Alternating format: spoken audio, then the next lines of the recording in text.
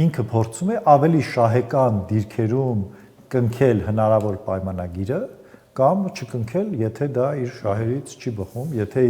ես կարծում եմ իր շահերից բխում է ոչ թե պայմանագիր կնքելը, այլ Հայաստանին անկայուն վիճակում պահելը, ինչքան շատ եւ երկար պահի Հայաստանին անկայուն վիճակում, այդքան իր համար դա թե ներքին առումով, այսինքն ներքին համախմբման տեսակետից եւ թե արտաքին քաղաքականության մեջ Հայաստանի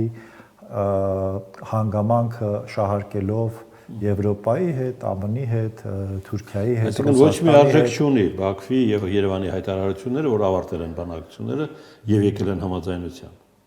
Ամեն պահի կարող է ուրիշ բան տեղի ունենալ։ Նայեք, ամենաաննշան հայտարարությունը նույնիսկ օրինակ ինչպիսին բարբերականություն կրող այդ հայտարարությունն է, որ Հայաստանը կրակել է Ադրբեջանի վրա, նշանակություն ունի։ Այլ հարց է այդ նշանակությունը ինչքանով է արժեքավոր։ Ես կարծում եմ այն խաղաղությունը, որը ակնկալում ենք մենք որպես ժողովուրդ, հայ ժողովրդի մասին է խոսքը, ինքը չի լինելու այդպիսին, ինչպիսին մենք ուզում ենք։ Ինչու չի լինելու, որովհետև մենք ունենք երկու ճանապարհ, կամ դեմոկրատական ազատ պետություն ստեղծել, կամ գնալ ավտորիտարիզմի հետքերով, ինչպես Ադրբեջանն է